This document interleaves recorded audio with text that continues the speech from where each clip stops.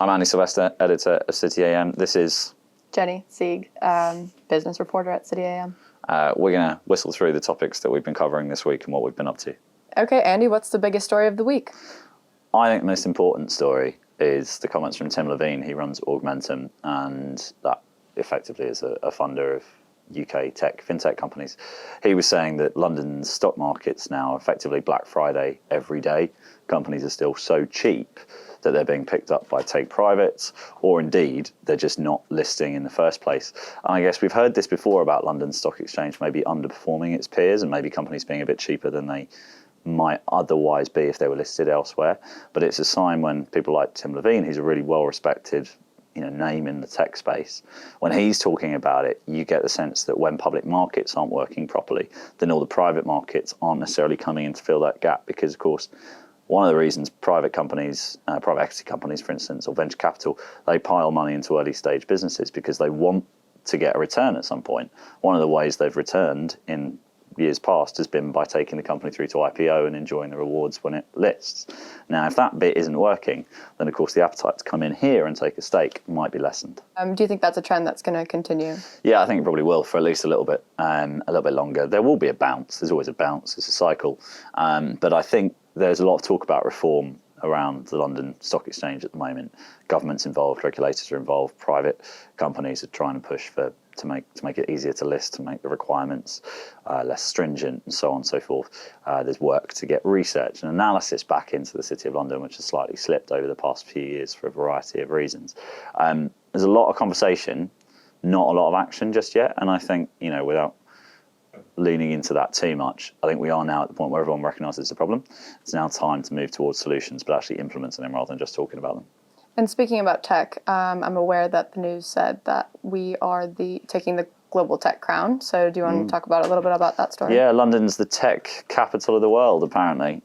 New study from ZEN that had London at the top ahead of New York. I guess that might surprise some people, and certainly in a kind of quantity way. London is smaller than San Francisco or New York, but the point the study was making is that the businesses that are starting here tend to be more integrated into the wider economy, and therefore tech is almost in London becoming somewhat of a redundant word, because all businesses now are basically tech businesses, and maybe London's established businesses are moving a little bit faster than some of their competitors. So good news for a change. There's not a lot of that about at the moment. Yeah, and I think we were in the top last year as well too, or the last study. So do you think that's going to be coming up? I think so. I guess it alludes to what we were talking about previously with financing. That's the only concern, is that these fast growth businesses, can they get the capital they need to grow in London? If they do, we've got the talent, we've got pretty much the regulatory environment, and that would make sense that those should still be able to flourish as long as the cash is there at the start. Yeah, so it is interesting to speak with a lot of tech startups and small businesses coming into that space, and how that's leaning into the UK as well. You were in the Isle of Man this week, weren't you? Yeah, and so being in the Isle of Man, hearing about all those stories, they don't just start up and stay there. They kind of, branch out into the UK and the US and the EU. So it's really interesting to kind of see it come out. Yeah, I think that's one thing that sometimes people miss, is people think of London as being the tech capital of Europe, of the world, however you want to put it. It is, but obviously it has these kind of offshoots across the rest of the UK, and it is a good thing for London. Good thing for the UK, sorry.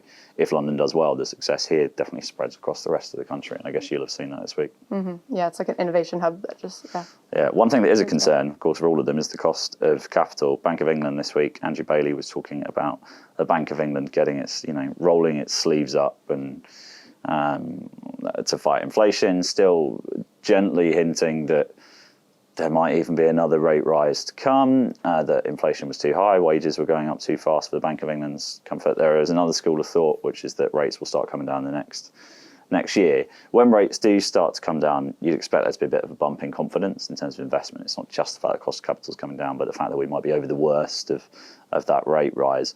When you talk to small businesses, and I know you talk to a lot of businesses, the word that seems to come out every time I read your pieces about them is around sort of resilience and fighting the challenges. Do you feel like they're in a kind of space where they're in surviving, not thriving, maybe. Yeah, they do. I've been hearing the words hit a wall lately.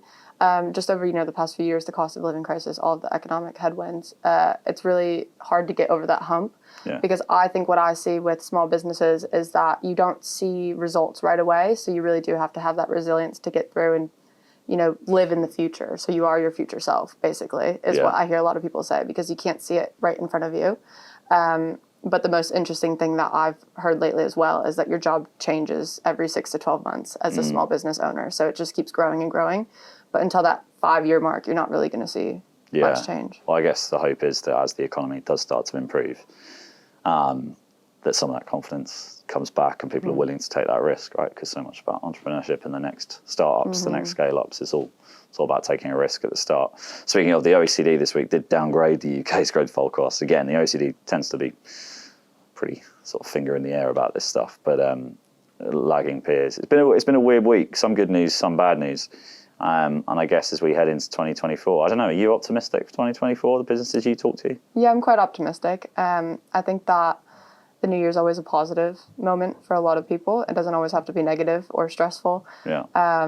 So I think that, as long as we go into it strong and positive outlook, that have that confidence back, I think that there's always room to start new. I'll have to put some more good news in the paper. Yeah. Speaking of innovation, where were you this week? You were at a vertical farm, weren't you? Mm-hmm. Yeah, at Harvest. That's fun. Harvest London up north, yeah. It was really, really interesting. As soon as you walk in, it smells like your grandmother's garden, in my opinion. But it's in Newham. What? But it's in Newham. Yeah, exactly. And so, it was actually really interesting.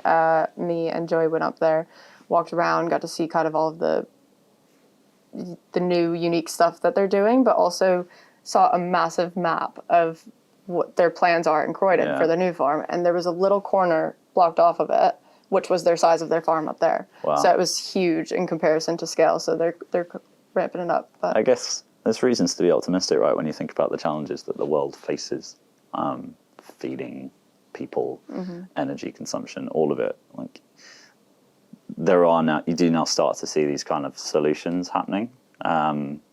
Almost solutions-driven businesses. All businesses are solution-driven or they wouldn't work, but they're kind of, you see these private businesses stepping into the breach maybe where regulation would move too slowly or the prohibitive costs of not doing it in a certain way would make it harder to do. It's really cool that that's happening here as well. Because I know Harvest, the one you're at, they provide all the basil for sort of pizza pilgrims, don't they? it tastes really good. Yeah, it does taste really good, and it's very much not Italian.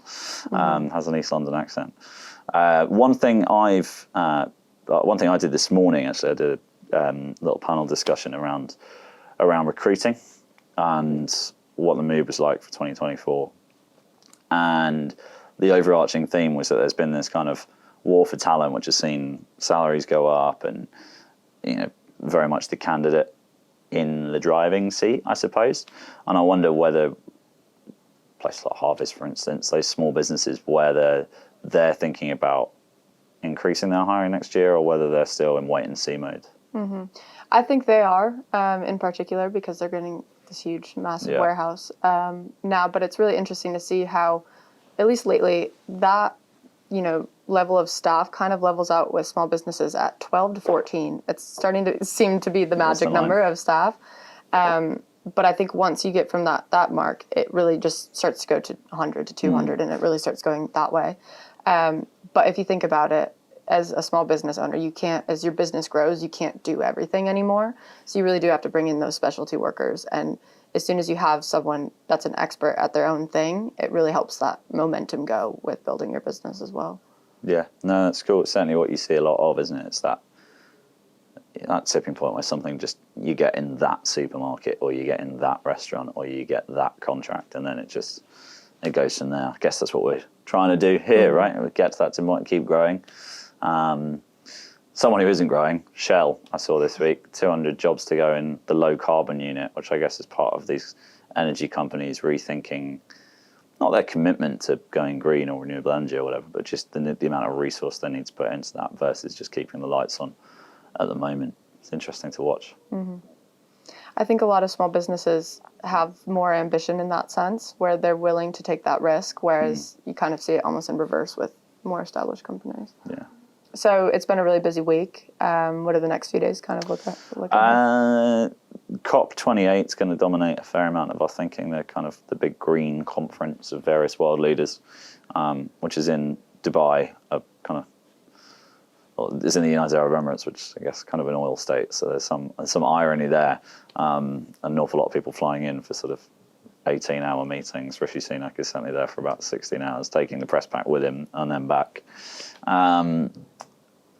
It'll be interesting to see whether anything concrete comes out of it. These things can be talking shops, but I guess you never know when the talking shop just wants some stars will align and we'll actually get something really substantial that will start shaping business decisions, I guess, because that's really what businesses are waiting to see from things like COP, is to get a sense of the direction of travel of governments and those big global players, the UN or whatever, and start shaping their cash spend from that. They want to get ahead of what's next, obviously. And if politicians can give clear signals about the direction of travel, that will help increase the certainty that helps you feel comfortable with an investment, which is why when Rishi Sunak kind of reversed course on when all cars in the UK needed to be electric, everybody lost their minds, because even though it's a small part of the economy, a small part of the industry, a small part of the automotive industry right now, all those investment decisions are made because you're trying to get ahead of those plans. So when political ambitions and political directions of travel suddenly veer off, obviously nobody in business wants that. Yeah. And we have one of our very own going out there, don't we? Yeah, Jess going out there with, she'll be on the PM's plane, and he's in an interesting spot at the moment. Politically, we're a year out from the election, probably. Most people thinking October next year. Some people thinking potentially it could come earlier in April or May. And it'll be interesting to see how Rishi Sunak goes about trying to claw back a 20-point deficit in the polls, right? Mm-hmm. Because there are some people within the Conservative Party that think he needs to run a full culture wars campaign and really drive wedge issues against Labour. And there are some people who think that the Tories can't win from the right and they can only win from the centre, and they need to follow that sort of Cameron-esque trajectory of trying to win those floating voters in the middle. It'll be interesting to see what Rishi Sunak and team and the political advisors decide. That's why they paid the big bucks. I wouldn't want to necessarily be in their shoes.